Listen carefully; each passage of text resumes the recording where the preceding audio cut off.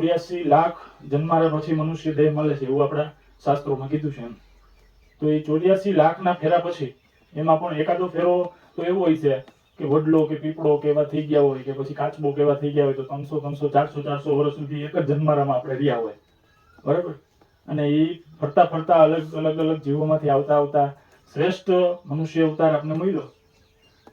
તો એ આપણે 80 90 વર્ષ 100 વર્ષનો જે ભાડો પટ્ટો મળ્યો છે, એ ભાડા પટ્ટામાં મારે મારું જીવન કઈ રીતે જીવવું એના વિશેની આ ચર્ચા બધી આપણે ચાલે છે એમ. એટલે ખરેખર આનંદની એક અનુભૂતિ આપણને થાય છે એમ. અને આ જીવન જે મળ્યું છે એ કઈ રીતે જીવવું એ આપણા ઋષિમુનિઓએ આપણે જે કહીએ ને યોગા પ્રાણાયામ ધ્યાન આ બધું કરી અને એને જે અનુભૂતિ થઈ કે ભાઈ માણસનું જે શ્રેષ્ઠ અવતાર છે એ કઈ રીતે જીવવો જોઈએ એમ, એને જે અનુભૂતિ થઈ એ એને આપણે શાસ્ત્રોમાં લખેલી છે એમ. આપણી જે 4 કુટીરના જે નામ લખેલા છે કે ઋગ્વેદ, સામવેદ, યજુર્વેદ ને અથર્વવેદ, તો આ વેદ છે એ આખું આપણું મેન્યુઅલ છે એમ. તો માણસ તરીકે માણસે કઈ રીતે જીવવું જોઈએ એનું મેન્યુઅલ એટલે આપણા 4 વેદ એમ. અને એ વેદ આપણી પાસે અત્યારની ભાગદોડ ભરી જિંદગીમાં આપણી પાસે એટલો સમય નથી કે એ વેદો આપણે ખોલી અને જોઈ શકીએ એમ, વાંચી શકીએ, સમજી શકીએ. એટલે પછી આપણા ઋષિ મુનિઓએ ધીરે ધીરે આપણી જીવન શૈલીમાં એ વિચારો, એ જીવન પ્રણાલી ગૂંથી દીધી એમ ધીરે ધીરે, કે એ રોજબરોજની જીવનમાં પણ એ જે આપણે કહીએ ને કે લાઈફસ્ટાઈલ, એ લાઈફસ્ટાઈલમાં એ વિચારો એને આવરી લીધા એમ. તો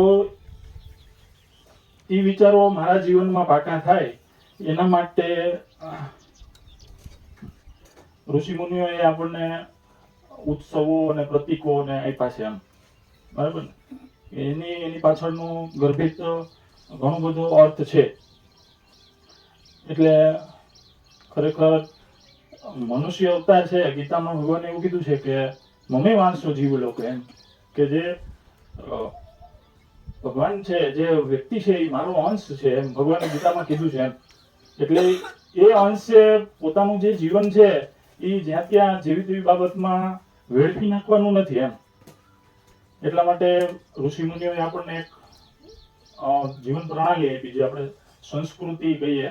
એ સંસ્કૃતિમાં 3 વાત મેઇન આવરી લેવામાં આવે એમ, કે વે ઓફ લાઈફ હોય, વે ઓફ થિંકિંગ હોય અને વે ઓફ વર્શિપ હોય.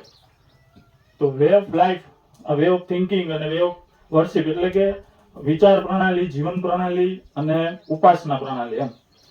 તો જેમ આપણે ભગવાને ગીતામાં કીધું છે કે ભાઈ મમે વાંસો જીવ લોકો, એવી રીતે જે પાશ્ચાત્ય તત્વચિંતકો છે એને પણ આ જ વાત કીધી છે કે man is made in the image of God એમ, કે માણસ છે એ ભગવાનની શ્રેષ્ઠ ઇમેજ છે.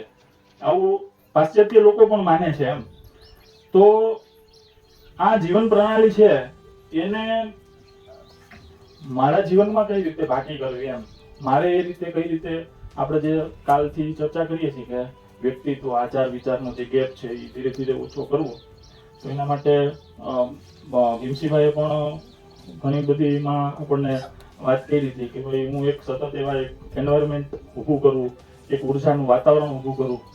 પછી એક સદગુણની વાત હતી, એમાં અલગ સદગુણો મારા જીવનમાં કઈ રીતે લેવા. એના માટે ભગવાને 12મા અધ્યાયમાં અદ્વૈતા સર્વભૂતાનામની વાત કરી છે એમ, કે માણસના જીવનમાં 36 ગુણો હોવા જોઈએ એમ. તો એની પણ વાત કરી છે. તો એ મનુષ્ય છે એ શ્રેષ્ઠ કહેવાય એમ.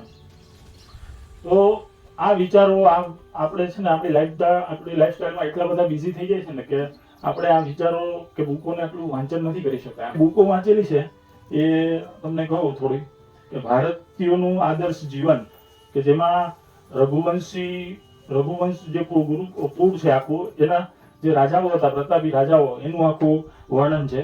પછી એક જીવન તીર્થ કરીને છે કે જેમાં આખા આપણા જે 12 જ્યોતિર્લિંગ છે એ જ્યોતિર્લિંગનો અથથી ઇતિ સુધીનો આખો ઇતિહાસ એ એમાં જીવન તીર્થમાં છે.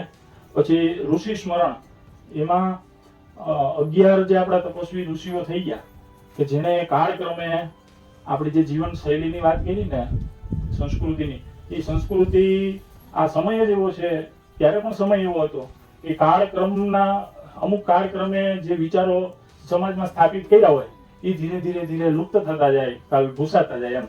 તો આ ઋષિ મુનિઓ એના માટે તપ કરવું પડે, અને એ તપ કેવું હોય કે એ સમાજમાં વિચાર સ્થિર થાય. એટલે અત્યારે જ આપણે જોઈએ છીએ કે અહીંયા 17 બાળકો ભણે છે, તો ભીમસિંહભાઈએ એવું એક ચરિત્ર ઊભું કરવું છે, તો એના માટે આ તપોવન ચાલુ કર્યું એમ, કે બાળકોમાં તો આવશે પણ સાથે સાથે એના પેરેન્ટ્સ છે, એની સાથે જે જોડાયેલા વ્યક્તિઓ છે, એના પણ જીવનમાં સુગંધ આવવી જોઈએ એમ. એટલે આવા ઋષિમુનિઓએ ગુરુકુળ તપોવનનું બધા આ ચાલુ કર્યા, અને ધીરે ધીરે એને સમાજમાં આ વિચાર સ્થિર થાય, જે ઋષિમુનિઓએ આપ્યા હતા વિચાર, એ સમાજમાં સ્થિર થાય, અને એ પ્રમાણેનું જીવન લોકો જીવતા જાય, એના માટે એ લોકોએ તપ અને સાધના કરી. એ આખી આ ઋષિ સ્મરણ બુકમાં છે. પછી જે રુદ્રભાઈએ વાત કરી હતી ગુણોની, સદગુણની, તો જે 36 ગુણો ગીતામાં ભગવાને કીધા છે, અદ્વેષ્ટા સર્વભૂતાનામ, એ માણસની અંદર હોવા જોઈએ, એ ગુણોનું વર્ણન તુલસીદલ નામની બુકમાં છે. તો એ બુકનું પણ મારે વાંચન કરવામાં આવ્યું હતું. પછી એક સંસ્કૃતિ પૂજન કરીને બુક છે, કે આ ઋષિમુનિઓએ જે જીવન પ્રણાલી આપણને આપી, એ જીવન પ્રણાલી વ્યક્તિના જીવનમાં સ્થિર કરવા માટેનો સીધો સરળ રસ્તો કયો એમ. તો એના માટે ઋષિમુનિઓએ ઉત્સવો જે આપણે ઉજવીએ છીએ, એ ઉત્સવો પાછળ એ જીવન આપણે સંસ્કૃતિને આખી જોડી દીધેલી છે એમ. એટલે ઉત્સવો અને પ્રતીકો, સંસ્કૃતિ પૂજનમાં 2 ભાગ છે, કે ઉત્સવ દર્શન અને પ્રતીક દર્શન. પ્રતીક એટલે અલગ અલગ આપણે સ્વસ્તિક છે, તિલક છે, પછી દોણી છે, આ બધા જે તિલક છે, શ્રીફળ છે, આવા જે આપણા સાંસ્કૃતિક જે પ્રતીકો છે એનું વર્ણન છે. અને ઉત્સવો છે, ઉત્સવોમાં 37 ઉત્સવો છે, 28 ઉત્સવો છે, અને 27 પ્રતીકોનું એમાં વર્ણન છે એમ. તો આજે હું તમને થોડીક જ એ વિષયની સંસ્કૃતિ પૂજનમાં જે આપણા ઉત્સવોની વાત છે એના વિશે, એક ઉત્સવ વિશે વાત કરીશ, અને જે પ્રતીક છે એના વિશે, એક પ્રતીક વિશે થોડી વાત કરીશ એમ. એટલે ઋષિમુનિઓએ જે જીવનશૈલી, આદર્શ જીવનશૈલી જે નક્કી કરી હતી, એના સૂત્રો આપણા જીવનમાં પાકા થાય એના માટે એ લોકોએ પ્રતીક અને પ્રતીકો આપ્યા છે આપણને એમ. અને આચાર સંહિતામાં આપણને આપણી આચાર સંહિતા એવી આપી કે જેમાં આપણે એ વિચારોથી આપણું જીવન જીવી શકીએ એમ. અને માણસની અંદર ભાવ અને બુદ્ધિ આ બેયનો સમન્વય થાય એના માટેના ઋષિમુનિઓના પ્રયત્નો હતા એમ. ઉત્સવોથી માણસના જીવનમાં ભાવ ખીલે, અને પ્રતીકો છે એ બુદ્ધિનું સૂચક છે એમ. કે કોઈ પણ આપણે ઉત્સવ ઉજવીએ કે કોઈ પણ હોય તો એને આપણે બૌદ્ધિક રીતે એ અનુસરવું જોઈએ એમ. ઋષિમુનિઓએ જે કલ્પનાથી જે ઉત્સવ આપ્યા છે એ ઉત્સવની સાચી સમજણ આપણી પાસે હોવી જોઈએ એમ. આપણે ભીમસિંહભાઈમાં વાત કરી ને કે આ જનરેશન કેવું છે એમ, અત્યારનું જનરેશન બહુ અપડેટેડ છે એમ. જો એને આપણે બૌદ્ધિક રીતે કોઈ પણ વાત સમજાવશું નહીં તો એ સ્વીકારશે નહીં એમ. અને આ જે ઋષિમુનિઓએ જે ચિલ્લો ચિત્રીને આપણને આપ્યો છે એ આદર્શ ચિલ્લો છે એમ. અને એ ચિલ્લા ઉપર આજે ધૂળ જામી ગઈ છે, ફર્નિચર ઉપર આપણા ઘરમાં ધૂળ જામી ગઈ હોય તો એ ફર્નિચરને સાફ કરવાનું હોય, તો ફર્નિચરને ઉખેડીને ફેંકી ન દેવાનું એમ. તો એવી રીતે આજે આપણા ઉત્સવો છે, આપણા પ્રતીકો છે, એના ઉપર જે ધૂળ જામી ગઈ છે એને પુનર્જીવિત કરવાનું કામ પૂજ્ય દાદાએ કર્યું છે. અને એ ઉત્સવો, આપણી સંસ્કૃતિ છે એ વિશ્વની 48 સંસ્કૃતિઓમાં શ્રેષ્ઠમાં શ્રેષ્ઠ સંસ્કૃતિ આપણી છે. એની 48 સંસ્કૃતિઓ કાળના પ્રવાહમાં બધી તણાઈને આજે મુક્તપ્રાય થઈ ગઈ છે એમ. જ્યારે આપણી સંસ્કૃતિ, વૈદિક સંસ્કૃતિ હજી પણ એ અડીખમ ઊભી છે એમ. એટલે માનવ માત્રને તેની સમસ્યાનો ઉકેલ ભારતીય સંસ્કૃતિની વિચારધારામાંથી આજે મળતો રહેલો છે એમ. હવે જે ઉત્સવો અલગ અલગ આપણે ઉજવીએ છીએ એમાં હું એક ઉત્સવની વાત કરીશ. આપણે કાલે જે ઉત્સવ ઉજવ્યો રક્ષાબંધન, તો રક્ષાબંધન આપણા ઋષિમુનિઓએ કઈ કલ્પનાથી આપ્યો હતો એમ. તો રક્ષાબંધન એટલે આપણને ખબર છે કે ભાઈ બહેનના પવિત્ર સંબંધનું એક આ બંધન છે એમ. ભાઈ એટલે કોણ? તો કે એ પ્રતીક પરાક્રમનું પ્રતીક છે, અને બેન એટલે એ પ્રેમનું પ્રતીક છે. અને પાશ્ચાત્ય સંસ્કૃતિ આપણને ખબર છે કે સ્ત્રી પુરુષ સમ્ય છે, સમાન છે, એના માટેના એ લોકો પ્રયત્નો કરતા રહેલા છે. પરંતુ આપણી સંસ્કૃતિ ઘણા વર્ષો જૂની છે, અને એ સંસ્કૃતિમાં એવું લખેલું છે કે યત્ર નાર્યંતુ પૂજ્યન્તે તત્ર દેવતા, એટલે કે જે સમાજમાં જે દેશમાં નારીનું પૂજન થતું હોય એ દેશ મહાન છે એમ, ને દેવો આવીને વસે છે, આવું આપણા શાસ્ત્રોમાં લખેલું છે એમ. પાશ્ચાત્ય લોકો તો અત્યારે આ રીતે સ્ત્રી અને પુરુષને સમાન સમજવાની વાત કરે, પણ આપણી સંસ્કૃતિ તો એની પહેલા પણ આ વાત કહી દીધેલી છે એમ. એટલે રક્ષાબંધન એ એક દ્રષ્ટિ પરિવર્તનનો ઉત્સવ છે એમ. મને જે રાખડી બાંધે છે, મારી બેન જે રાખડી બાંધે છે, એના પ્રત્યેનો મારો દ્રષ્ટિકોણ વિકૃત ના હોય, મારો દ્રષ્ટિકોણ નિસ્વાર્થ હોય. અને એ માત્ર મારી બેન પ્રત્યેનો આવો દ્રષ્ટિકોણ નહીં એમ, સમસ્ત સ્ત્રી સમાજ તરફ, સ્ત્રી જાતિ તરફ મારો દ્રષ્ટિકોણ મારી બેન અથવા મારી મા તરફનો હોવો જોઈએ એમ. આપણા ઋષિમુનિઓની આવી કલ્પના હતી. આપણી જે પત્ની હોય એ પત્ની પણ આપણે એને અમુક સમયે એને માં કે આપણી સલાહ આપનાર તરીકે આપણે એને સમજવાની હોય.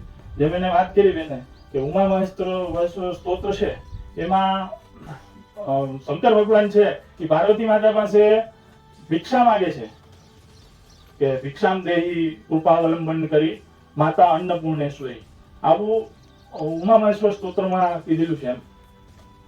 એટલે જ્યારે આપણે અન્ન ખાય છીએ ત્યારે મારી પત્નીને પણ એક માતૃ સ્વરૂપે જોવાની છે.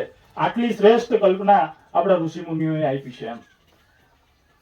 એટલે વિજ્ઞાનની દ્રષ્ટિએ જોઈએ તો ભાઈ ને બેન એ તો એક પુરુષ અને સ્ત્રી જ છે એમ, પણ તેમાં પાવિત્ર્યની સુગંધ મૂકવાનું કામ એ આપણી સંસ્કૃતિએ આ ઉત્સવો દ્વારા કર્યું છે. એટલે ખરેખર જ્યારે બેન રાખડી બાંધતી હોય ત્યારે તિલક કરે તો એ તિલક શાનું પ્રતીક છે? તો કે બુદ્ધિનું પૂજન છે. ભાઈના વિચાર અને એની બુદ્ધિ એનું એ પ્રતીક છે. એના તિલકમાં દ્રષ્ટિ પરિવર્તનની પ્રક્રિયા રહેલી છે એમ. તિલક આપણે કરીએ તો એમાં સામે જે ભાઈ છે એનું દ્રષ્ટિ સ્ત્રી તરફ જોવાની ભોગની દ્રષ્ટિ નહીં, પરંતુ ભાવની દ્રષ્ટિ એની હોવી જોઈએ એમ.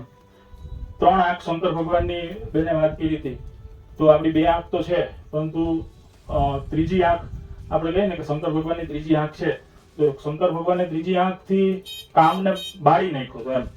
કામ વિકારને એને બાળી નાખ્યો હતો, ભસ્મ કરી નાખ્યો હતો એમ.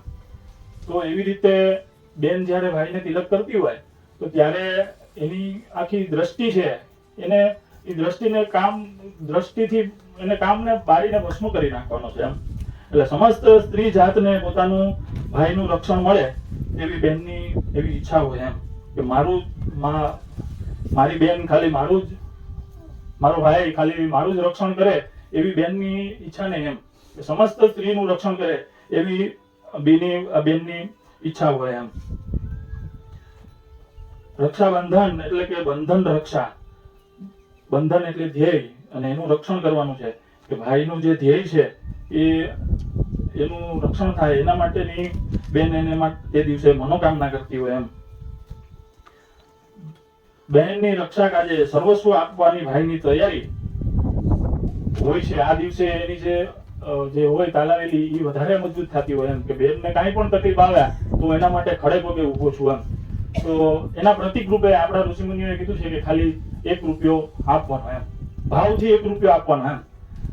તો એમાંનો જો ભાવ અત્યારે જતો રહે તો ખાલી આપણે પૈસા આપીએ, પરંતુ એ ખાલી એક વ્યવહાર બની રહે છે એમ. એટલે એ ભાવની દ્રષ્ટિ આપણે ખરેખર ધ્યાનમાં રાખવી જોઈએ એમ. પવિત્ર દ્રષ્ટિના તહેવારને કુટુંબ પૂરતો મર્યાદિત આપણે અત્યારે કર્યો છે એમ, કે ભાઈ બહેન જ પોતાના ભાઈને જ બેન રાખડી બાંધે, આ આપણે ખાલી એક કુટુંબ પૂરતો વ્યવહાર એટલે કે મર્યાદિત કરી દીધું છે. ખરેખર આને છે ને એક સામાજિકરણ થવું જોઈએ, અથવા કે વૈશ્વિકરણ થવું જોઈએ, ભીમસિંહભાઈએ એક અહીંયા મને તો એવું લાગે છે કે એક ડેમોન્સ્ટ્રેશન ઊભું કરીને બતાવ્યું છે એમ.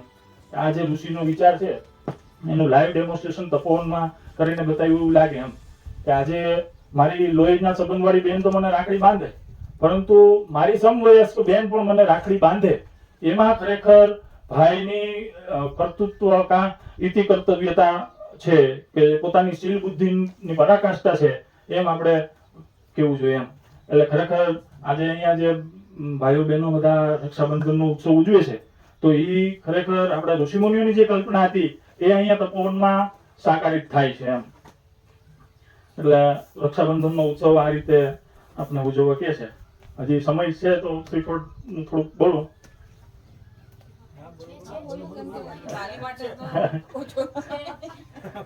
એટલે આવા ઉત્સવો આપણા 29 ઉત્સવો આ રીતના છે કે જેની પાછળ આપણા ઋષિમુનિઓની શ્રેષ્ઠ કલ્પના રહેલી હતી કે જેનાથી માણસ માણસની નજીક આવે અને માણસમાં એકબીજાનું ઐક્ય વધે, ભાવ વધે, એ માટેના આપણા ઋષિમુનિઓના પ્રયત્નો હતા એમ.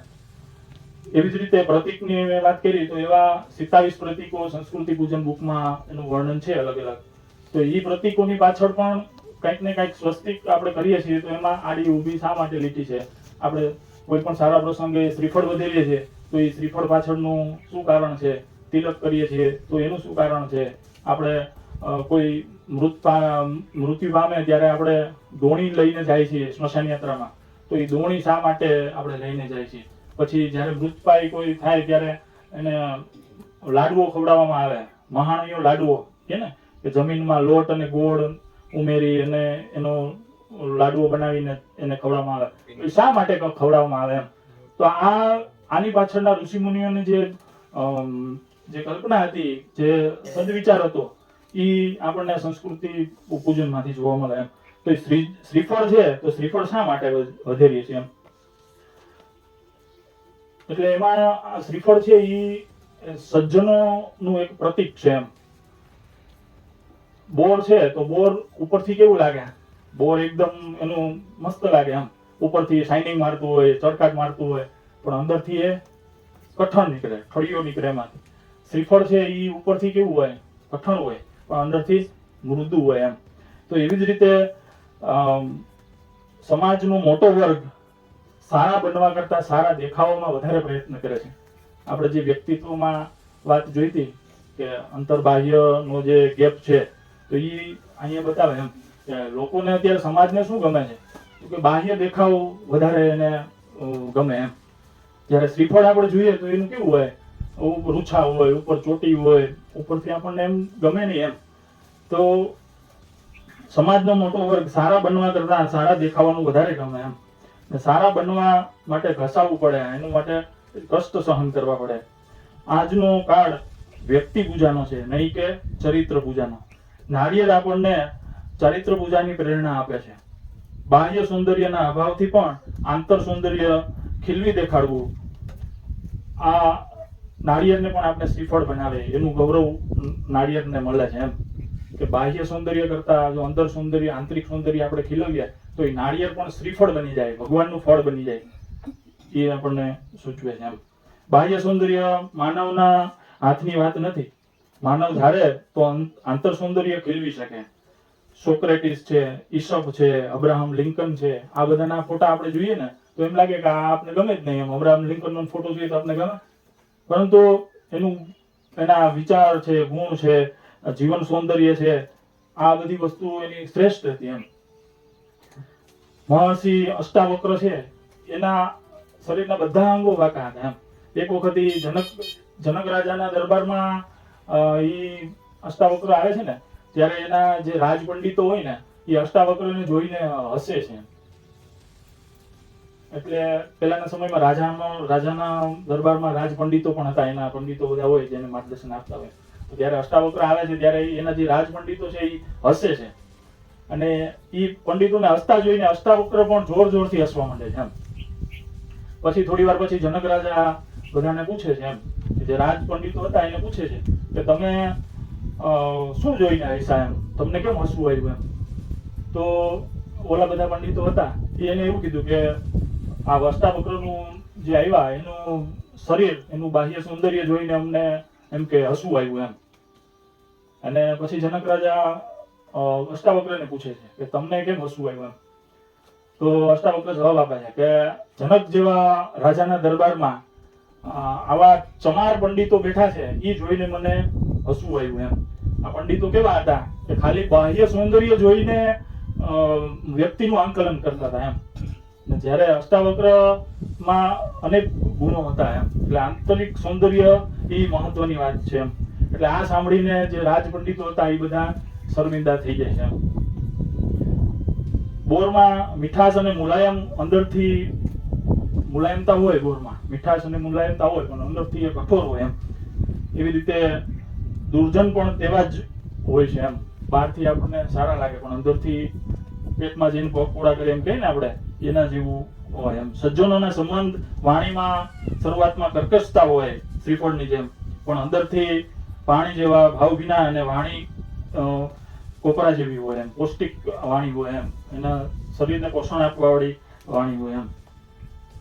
મહાપુરુષો આત્મશાસનમાં વજ્રથી કઠોર અને બીજાને સજા કરવામાં શ્રીફળથી પણ કોમળ હોય. અને બીજી નાળિયેરની એક ખાસિયત છે કે એ દરિયાકાંઠે વધારે બને. તો દરિયાનું પાણી કેવું હોય? ખારાશ ભરેલું હોય. અને શ્રીફળનું પાણી મીઠાશ હોય એમ. એટલે હું સંસારમાં રહું છું તો એ સંસારનું જેટલી ખારાશ છે એ મારે મારા પેટમાં સમાવી લેવાની છે અને મારે જગતને મીઠાશ આપવાની છે એમ. એટલે આવી રીતે શ્રીફળ આપણને ઘણું બધું સૂચવી જાય એમ. તો આવા પ્રતીકો પણ અલગ અલગ બધા છે, ઘણા પ્રતીકો છે. તો એનું પણ ઋષિમુનિઓએ અલગ અલગ ઘણું બધું મહત્વ આપણને સમજાવ્યું છે.